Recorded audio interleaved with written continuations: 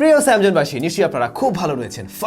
Finally আপনাদের request আমি রাখতে যাচ্ছি। আপনারা অনেকেই বলছিলেন 30,000 টাকা বাজেটের মধ্যে কোনো একটা ল্যাপটপের ওভারভিউ নিয়ে আসার জন্য, এবং ফাইনালি সেই ভিডিও আপনাদের জন্য চলে আসলো।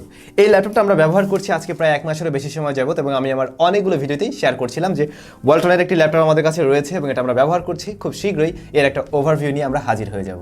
একটু দেরি হলো, বাট ফাইনালি চলে এসেছে। সো আজকের ভিডিওতে এই ল্যাপটপ সম্বন্ধে আমরা ডিটেইলসে জানবো, এবং যাদের বাজেট কিনা 30,000 টাকার নিচেই রয়েছে, হয়তো তাদের জন্য আমাদের আজকের এই আয়োজনটা খুব বেশি কাজের কিছু হবে। তাহলে চলুন শুরু করা যাক। পুরো ভিডিও নিয়ে স্যাম থাকবো আপনাদের সাথে। আপনারা দেখছেন SamZone। যারা নতুন রয়েছেন চ্যানেলটি সাবস্ক্রাইব করে আমাদের সাথেই থাকুন, আর বেল বাটনটা অনেকেই ক্লিক করেন নাই, মানে ওটা একটু বাজিয়ে দিন না। ওকে, তো ওয়ালটনের এই ল্যাপটপটা এর দামটা এখন কেমন রয়েছে সেটা একটু জানা যাক। এই ল্যাপটপের মডেল নাম্বার হলো Prelude N50, তবে তাদের ওয়েবসাইটে এর মডেল নাম্বারটি রয়েছে N5001B। তো এই ল্যাপটপটার রেগুলার প্রাইস হলো 31,490 টাকা, বাট এটাতে অফার থাকে প্রায় সময়, ইভেন এই মুহূর্তেও অফার রয়েছে, এবং অফার প্রাইসটা হলো 28,971 টাকা। 71 টাকা আমি বুঝলাম না, মানে এটা তারা কোনো একটা পার্সেন্টেজ জাস্ট এখান থেকে বাদ দিয়েছে, সেইটা অনুযায়ী যা আসছে সেটাই। তো মোটামুটি আমরা এই ল্যাপটপটার দাম ধরে নিচ্ছি 29,000 টাকা। সো 29,000 টাকা এটা কেমন হলো সে বিষয়গুলো জানবো আজকের এই ভিডিওতে। বক্স কন্টেন্ট হিসেবে অবশ্যই ল্যাপটপ থাকবে, এটাকে চার্জ করার জন্য একটি পাওয়ার অ্যাডাপ্টার দেওয়া হবে, এবং সেই সাথে আমরা পেয়ে যাবো সুন্দর একটি ব্যাগ, যেটাতে ল্যাপটপ একই সাথে আপনি জামা কাপড়ও ক্যারি করতে পারবেন। বেশ বড়সড় একটি ব্যাগ, এবং ব্যাগের কোয়ালিটিও খারাপ নয়, আর আমরা সিডি পেয়ে যাবো। এই হচ্ছে গিয়ে মোটামুটি বক্স কন্টেন্ট। ওকে, এবারে সরাসরি ল্যাপটপে আসা যাক। ডিজাইন অ্যান্ড বিল্ড কোয়ালিটি নিয়ে কথা বলা যাক। এর এই যে এই পাশটা টোটালটা হচ্ছে প্লাস্টিক বা পলিকার্বনেট বিল্ড, মানে এই ল্যাপটপে কোনো মেটাল ফ্রেম বা মেটাল বডি ব্যবহার করা হয়নি, টোটালটাই প্লাস্টিকে তৈরি, যেটা আমরা 30,000 টাকা বা 29,000 টাকা বাজেট বিবেচনায় মেনেই নেব। সো সেই দিক থেকে আমি এটাকে কোনো ধরনের কমপ্লেনের কাতারে ফেলাচ্ছি না। আর এটা টোটালি ব্ল্যাক কালারের, কিছুটা ম্যাট ফিনিশ, যার ফলে খুব সহজে ফিঙ্গারপ্রিন্ট বসে না বা স্ক্র্যাচ পড়ার পসিবিলিটি একটু কম রয়েছে, বাট প্লাস্টিক যেহেতু স্ক্র্যাচ বসবেই, এটাই স্বাভাবিক। পোর্টস অ্যান্ড বাটনে আমরা দেখতে পাই USB-A পোর্ট, যা কিনা 2.0, তার পাশেই রয়েছে মেমোরি কার্ড স্লট, তারপরে VGA আউটপুট লাইন পেয়ে যাবো আমরা, ইথারনেট লাইন পাবো এখানে। লেফট সাইডে পাওয়ার ইনপুট লাইন রয়েছে, তার পাশেই রয়েছে HDMI আউটপুট, তারপরে একটি USB 3.0 পোর্ট রয়েছে, এর পাশেই রয়েছে USB Type-C পোর্ট 3.0, এবং দেন আমরা মাইক্রোফোন আর হচ্ছে গিয়ে ইয়ারফোনের জ্যাক পেয়ে যাব। এরপরে ল্যাপটপটিকে ঠান্ডা রাখার জন্য বা এয়ার পাসের জন্য লেফট সাইডে আমরা লক্ষ্য করবো ভেন্ট রয়েছে, এবং ল্যাপটপের ঠিক নিচেই একটা ফ্যানের জন্য ভেন্ট থাকছে। তো মোটামুটি এই ছিল এর পোর্টস অ্যান্ড বাটন বা জানালা টানালা যা আছে আর কি। আর এর ব্যাটারিটা কিন্তু ডিট্যাচেবল, অর্থাৎ আপনি চাইলে ব্যাটারিটাকে আলাদা করতে পারছেন, এবং এখানে 4 সেলের ব্যাটারি ব্যবহার করা হয়েছে। ওকে, মোটামুটি আমরা ডিজাইন সম্বন্ধে একটা আইডিয়া পেয়ে গেলাম। আচ্ছা, একটা ব্যাপার বলা হয়নি, ল্যাপটপের এই যে উপরে সেন্টার পজিশনে কিন্তু ওয়ালটনের ব্র্যান্ডিং থাকছে। এবার যদি আমরা ল্যাপটপটাকে একটু খুলে নেই, ভিতরের পার্টে আমরা দেখতে পাবো রেগুলার ল্যাপটপগুলো যেমন থাকে সেরকমটাই রয়েছে। মাঝামাঝি মনিটরের মাঝামাঝি নিচের দিকটাতে রয়েছে ওয়ালটনের ব্র্যান্ডিং, ঠিক উপরে থাকছে এর ক্যামেরাটি, এবং যার দুপাশে রয়েছে মাইক্রোফোন, আর মনিটরের রাইট সাইডের নিচে রয়েছে এর মডেল নাম্বারটি। এরপরে নিচের পার্টটাতে আমরা লক্ষ্য করব কিবোর্ড রয়েছে, যেটা ইংলিশ এবং বাংলা লেআউটে থাকছে, আর কিগুলো বেশ ট্যাকটাইল একটা ফিল দেয়, এবং মোটামুটি আমার কাছে ভালোই লেগেছে। কিন্তু এখানে কোনো ধরনের RGB বা লাইটের কিন্তু ব্যবস্থা নাই, অর্থাৎ ব্যাকলাইট ব্যবহার করা হয়নি এই কিবোর্ডে। কিবোর্ডের ঠিক রাইট সাইডে উপরে রয়েছে পাওয়ার বাটন, এবং তার পাশেই একটি LED ইন্ডিকেটর থাকছে। আর কিবোর্ডের পরে রেগুলার ল্যাপটপগুলোর মতো এটাতেও টাচপ্যাড ইউজ করা হয়েছে, এবং এটাকে একদম সেন্টার পজিশনে না রেখে একটু লেফট সাইডের দিকে সরিয়ে দেওয়া হয়েছে। মূলত বেশিরভাগ মানুষই রাইট হ্যান্ডে ল্যাপটপ ব্যবহার করবে, সেই ক্ষেত্রে আপনি হাতটা রাখার একটা জায়গা পেলেন, বা মানে হাতটা থাকার জন্য একটু জায়গাটা বড় করা হয়েছে, এই আর কি। তবে সত্যি বলতে এই টাচপ্যাড আরেকটু বড় দিলে ভালো হতো, এটা আমার কাছে একটু স্মল সাইজই মনে হয়েছে, কিন্তু এটা বেশ রেসপন্সিভ, আর জেস্টার্সের সাপোর্টগুলো এখানে থাকছে। তো আশা করছি এই ল্যাপটপের অবয়ব সম্বন্ধে আপনারা একটা আইডিয়া পেয়ে গেলেন। এবার আমরা একটু ভিতরে জাম দিই। ওকে, প্রথমে এর ডিসপ্লে সম্বন্ধে জানা যাক। এই ল্যাপটপটির ডিসপ্লের সাইজ হলো 14 ইঞ্চ, 14.0 ইঞ্চ, যেটা মোটামুটি রেগুলার সাইজের মধ্যেই রয়েছে, ভালো বিষয়। কিন্তু ডিসপ্লের বেজল আরেকটু ন্যারো রাখা যেত হয়তো, সেই ক্ষেত্রে এই ডিসপ্লেটা দেখতে আরও বেশি দারুণ লাগতো। যাই হোক, এর ডিসপ্লেটা HD রেজুলেশনের, এবং এটা কিন্তু ম্যাট, অর্থাৎ ম্যাট ব্যাকলাইট LED প্যানেল ব্যবহার করা হয়েছে এখানে। যেহেতু ডিসপ্লেটা একেবারেও ছোট না, দ্যাটস ওয়াই আপনার রেজুলেশনের একটা ঘাটতি মনে হবে, বিশেষ করে ল্যাপটপ তো আমরা মোটামুটি কাছ থেকেই ব্যবহার করি, দ্যাটস ওয়াই আপনি রেজুলেশনের একটা ঘাটতি অনুভব করবেন। তবে এটা যদি একদম ডিরেক্টলি আপনি ডিরেক্টলি তাকালে কালার টালার খারাপ লাগে না, যা রয়েছে মোটামুটি ওকে লেভেলের মধ্যেই পড়ে। তারপর আমি বলবো আরেকটু কন্ট্রাস্টে আরেকটু স্যাচুরেটেড কালার দিলে এই ডিসপ্লেটা দেখতে আরও বেশি প্রাণবন্ত হতো। আর সাইড থেকে দেখতে গেলে আপনি একটা শেপিং লক্ষ্য করবেন, যেহেতু ভিউইং অ্যাঙ্গেল এই ধরনের ল্যাপটপগুলোতে খুব একটা ভালো আমরা লক্ষ্য করি না, দ্যাটস ওয়াই সেই প্রবলেমটা এখানে রয়েছে। আর ব্রাইটনেসের ক্ষেত্রে আমি বলবো ইনডোরের জন্য এটা ওকে, বাট আউটডোরে কিছুটা স্ট্রাগল করে। বলছিলাম এই ল্যাপটপটি আমাদের কাছে 1 মাসেরও অধিক সময় রয়েছে এবং আমরা বিভিন্ন পারপাসে এটাকে ব্যবহার করেছি, বাট বেশিরভাগ ক্ষেত্রেই ব্যবহার করা হয়েছে একদম রেগুলার ব্যবহারকারীদের মতো করে, অর্থাৎ এই বাজেটের রেগুলার ব্যবহারকারীরা যেমনটা রয়েছেন, ধরুন আপনি সোশ্যাল মিডিয়ায় ব্রাউজিং করবেন বা ব্রাউজারে আরও অনেক সাইটে ভিজিট করবেন, একই সাথে হয়তো অফিসিয়াল পারপাসে এটাকে ব্যবহার করতে পারেন, বা স্টুডেন্টরা সাধারণত যেভাবে ব্যবহার করে ওই ধরনের পারপাসে এটাকে ব্যবহার করা হয়েছে। এটা বলার পিছনে মেইন রিজনটা হলো অনেকেই আমরা গ্রাফিক্স ডিজাইনিংয়ের কাজ করতে চাইতে পারি বা video editing, photo editing, so সেই ক্ষেত্রে কিন্তু এর মনিটরটা ওইটার জন্য পারফেক্ট কিছু না, এটা বোঝানোর জন্যই আমি এটা বলতে চেয়েছি। সো আমার মনে হয় 28-29 হাজার টাকা দিয়ে আমরা একটা ল্যাপটপ কিনলে সেটা দিয়ে আসলে ওই ধরনের কিছু আশা করিও না।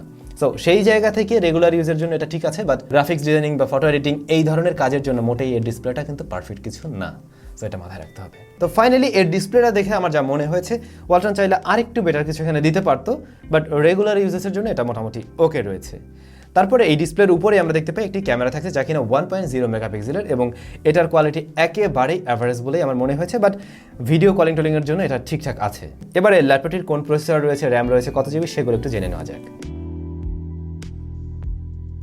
ল্যাপটপটিতে প্রসেসর হিসেবে ব্যবহার হয়েছে ইন্টেল পেন্টিয়াম সিলভার N5000, যার বেস ক্লক স্পিড হলো 1.1 গিগাহার্টজ এবং বুস্টেড ক্লক স্পিড হলো 2.7 গিগাহার্টজ। এর গ্রাফিক্স সেকশনে রয়েছে ইন্টেল UHD 605, র্যাম হিসেবে রয়েছে 8GB DDR4 এর র্যাম, আর স্টোরেজ সেকশনে রয়েছে 256GB SATA 3 M.2 SSD। ল্যাপটপটিতে NVMe এর সাপোর্ট থাকছে না। আচ্ছা, আপনি কিন্তু এর বাইরেও চাইলে আরও একটি হার্ড ডিস্ক এখানে ব্যবহার করতে পারছেন, এছাড়া আরও একটি র্যাম স্লটও পেয়ে যাবেন, সেখানে আরও 8GB পর্যন্ত ইউজ করা যাবে। আর ফাইনালি অপারেটিং সিস্টেমে রয়েছে উইন্ডোজ 10।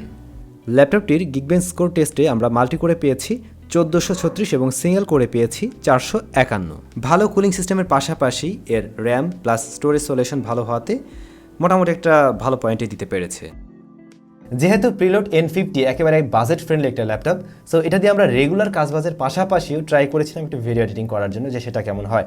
তো আমি এখানে ফিল্মোরা 10 বা ফিল্মোরা X ইনস্টল করে দেখেছিলাম এবং সেটা দিয়ে ভিডিও এডিট করতে গিয়ে যা দেখলাম, প্লেব্যাকে কিছুটা ঝামেলা করে। সো প্লেব্যাক কোয়ালিটি যদি আপনি একটু ডিক্রিজ করে নেন তাহলে মোটামুটি এডিটিং করা যায়, আর রেন্ডারের ক্ষেত্রেও মোটামুটি সময় লাগছিল, বাট এটা ভিডিও এডিটিংয়ের জন্য একদম ওই লেভেলের কিছু না। আপনি যদি আরও ছোটোখাটো অ্যাপ্লিকেশনগুলো দিয়ে ট্রাই করেন তাহলে মোটামুটি চলে। ইভেন প্রিমিয়ার প্রো দিয়েও আমরা ট্রাই করেছিলাম, বাট আশানুরূপ রেজাল্টের থেকে পাইনি, প্লেব্যাকে প্রচুর ঝামেলা করছিল। সো আমি বলবো না যে এটা দিয়ে আপনি ভিডিও এডিটিং করতে পারবেন বা ভিডিও এডিটিংয়ের জন্য এটা দারুণ কিছু, বাট টুকটাক কাজ চাইলে সেগুলো চালানো যেতে পারে। এবারে আমার প্রিয় গেমার ভাইদের প্রশ্ন থাকবে, ভাইয়া এটা দিয়ে কি তাহলে আমি গেমিং করতে পারবো? না ব্রাদার, এটা কোনো গেমিং ল্যাপটপ না, ইভেন ওয়ালটনও সেটা বলছে না। তবে আপনি চাইলে একদম ছোটোখাটো গেমগুলো প্লে করতে পারবেন, আমরা যেমন অ্যাসফল্ট 9 প্লে করেছিলাম, যেটা টুকটাক চলে। বাট আপনি যদি একটু বড় গেমগুলো বা ভারী গেমগুলো খেলার চিন্তা ভাবনা করেন তাহলে কিন্তু এটাতে ওটা চলবে না। সো গেমারদের জন্য মোটেই এই ল্যাপটপটি নয়। এখন তাহলে আমি এটা দিয়ে গেমিং করতে পারবো না, আমি একদম আহামরি ভিডিও এডিটিং করতে পারবো না, তাহলে এটা কার জন্য? এটা হলো তাদের জন্য যারা কিনা রেগুলার ব্যবহারকারী, অর্থাৎ আপনার বিভিন্ন অফিসিয়াল কাজবাজ করতে হয় বা আপনি স্টুডেন্ট, আপনাকে হয়তো এক্সেল বা ওয়ার্ডে কাজ করতে হয়, প্লাস ব্রাউজারে আপনাকে সময় দিতে হয়, তাদের জন্য হচ্ছে এই ল্যাপটপটা মূলত। ওকে, এবার আসছি এর ব্যাটারি সেকশনে। বলছিলাম এটাতে 4 সেল ব্যাটারি ব্যবহার করা হয়েছে। কোম্পানি ক্লেম করছে এর দিয়ে আপনি মোটামুটি 7 ঘন্টার মতো ব্যাকআপ পেয়ে যাবেন, বাট আমার টেস্টিং রেজাল্ট বলে আপনি 5.5 থেকে 6 ঘন্টার মতো এর থেকে ব্যাকআপ পেয়ে যাবেন। আবার এটা অনেকটা ডিপেন্ড করে আপনি ডিসপ্লেটা আসলে কতটুকু ব্রাইটনেসে রেখেছেন, প্লাস আপনি কোন ধরনের কাজ করছেন।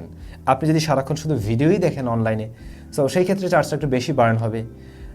তো এইগুলোর উপরে ডিপেন্ড করে আসলে আপনি কীভাবে ব্যবহার করছেন, বাট মোটামুটি আপনি ধরে নিতে পারেন 5.5 ঘন্টার মতো একটা ব্যাকআপ পেয়ে যাবেন। আচ্ছা, আরও কয়েকটা ব্যাপার একটু ক্লিয়ার করে রাখি।